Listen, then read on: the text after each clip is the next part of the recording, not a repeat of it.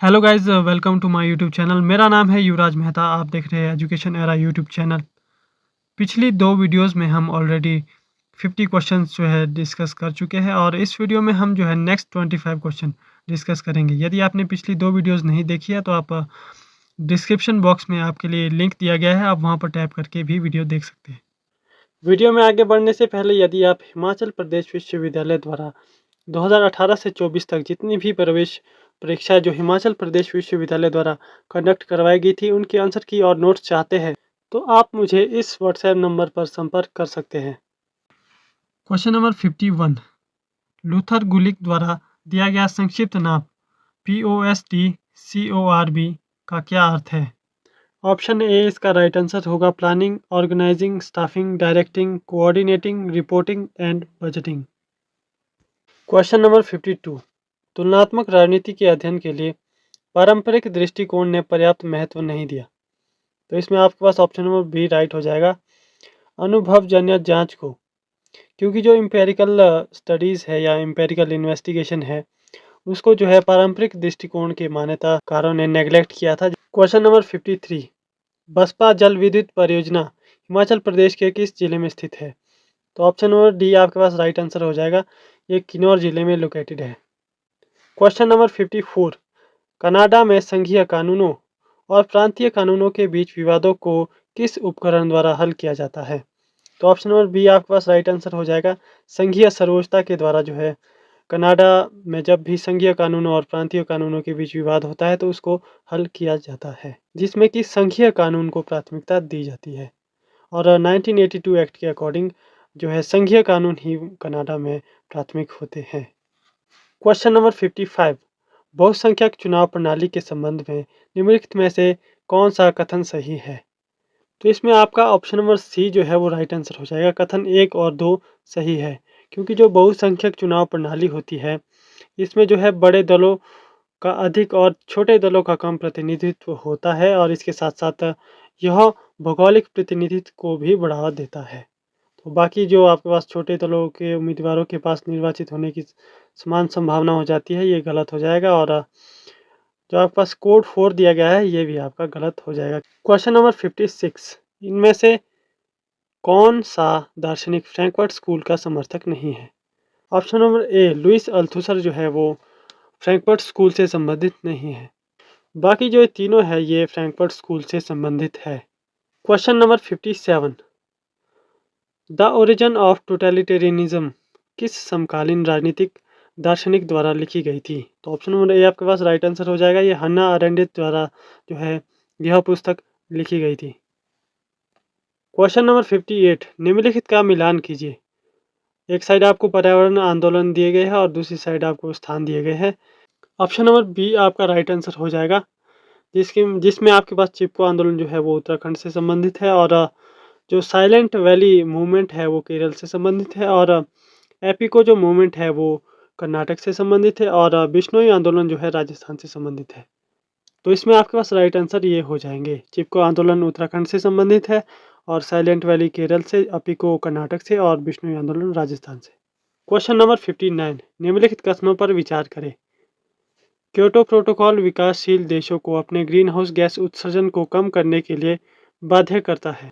कथन 2 आपके पास है, यह विशेष रूप से 6 ग्रीन हाउस गैसों carbon dioxide, methane, nitrous oxide, hydrofluorocarbon, perfluorocarbon और सल्फर हेक्साफ्लोराइड की कमी पर ध्यान केंद्रित करता है। तो इसमें आपके पास ऑप्शन नंबर सी राइट हो जाएगा, जिसमें आपके पास कथन 1 सही नहीं है लेकिन कथन 2 सही है। क्योटो प्रोटोकॉल जो है वो 11 दिसंबर 1997 को क्योटो जापान में अपनाया गया था और 16 फरवरी 2005 को इसे लागू कर दिया गया था। क्योटो प्रोटोकॉल जो है इन 6 गैसों को कम करने से संबंधित था। Question number 60। भारतीय संविधान के किस अनुच्छेद के तहत हिमाचल प्रदेश लोक सेवा आयोग की स्थापना की गई है? तो ऑप्शन नंबर ए आपका राइट हो जाएगा, आर्टिकल 315 के अकॉर्डिंग जो है विभिन्न राज्यों में जो है भारतीय संविधान के अनुच्छेद 315 के तहत विभिन्न राज्यों में जो है लोक सेवा आयोग की स्थापना की जाती है और हिमाचल प्रदेश में भी आर्टिकल 315 के अकॉर्डिंग ही हिमाचल लोक सेवा आयोग की स्थापना की गई है। Question number 61। किस सिद्धांत के अनुसार जैसे जैसे देश आर्थिक रूप से विकसित होते हैं उनके लोकतांत्रिक बनने और लोकतांत्रिक बने रहने की संभावना अधिक होती है। तो ऑप्शन नंबर सी आधुनिकीकरण सिद्धांत इसका राइट आंसर हो जाएगा। इसके अकॉर्डिंग जैसे जैसे देशों का आर्थिक विकास होता है, उनके लोकतांत्रिक बनने और लोकतांत्रिक बने रहने की संभावना अधिक होती है। क्वेश्चन नंबर 62 भारतीय राजनीति में सर्वसम्मति की पार्टी और दबाव की पार्टियों की अवधारणा का सिद्धांत किसने दिया? तो ऑप्शन नंबर बी जो है वो आपका राइट आंसर हो जाएगा। ये रजनी कोठारी से संबंधित है।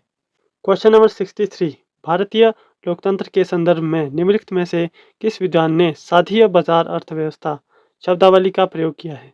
लॉयड और सुजैन रुडोल्फ द्वारा जो है ये साधीय बाजार अर्थव्यवस्था का प्रयोग किया गया है। क्वेश्चन नंबर 64 विश्व मामलों में किस नीति ने संयुक्त राज्य अमेरिका की सक्रिय भागीदारी की शुरुआत की थी?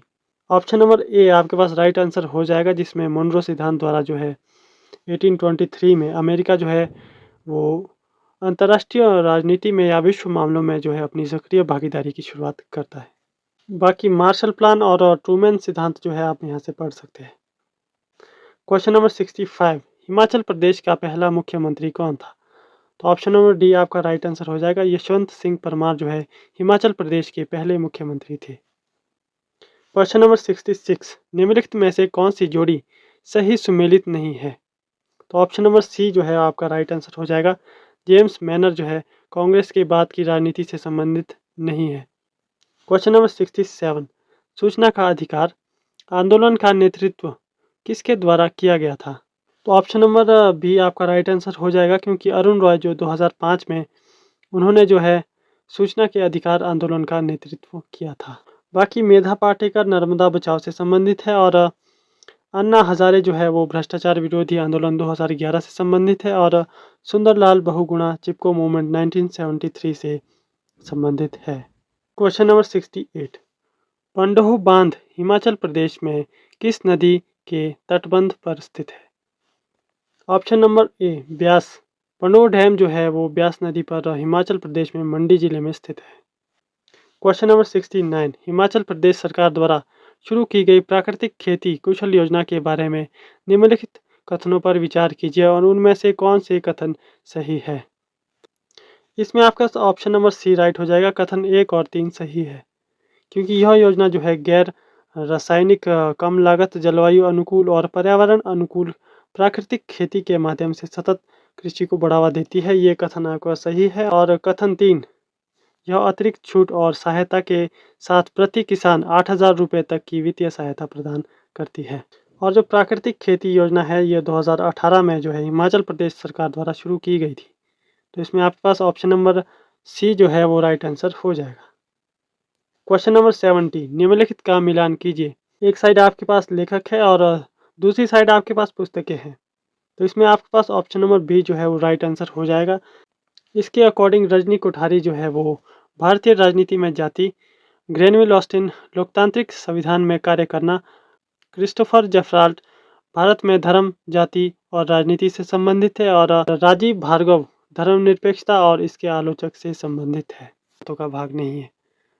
तो ऑप्शन नंबर बी जो है वो 6 यथार्थवादी सिद्धांतों का भाग नहीं है, क्योंकि नैतिक मूल्यों को जो है हंस मॉर्गेंथु बिल्कुल भी नहीं मानते हैं।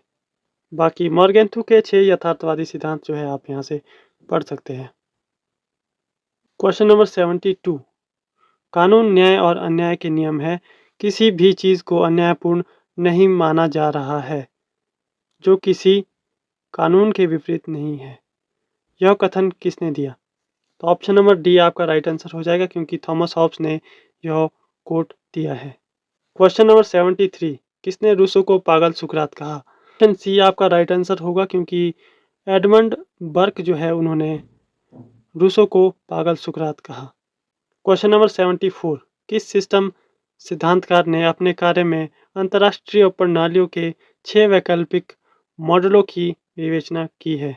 ऑप्शन ए आपका राइट आंसर होगा, जिसमें मॉर्टन कापलान ने अपनी पुस्तक system and process in international politics में अंतर्राष्ट्रीय प्रणालियों में 6 वैकल्पिक मॉडल प्रस्तुत किए हैं।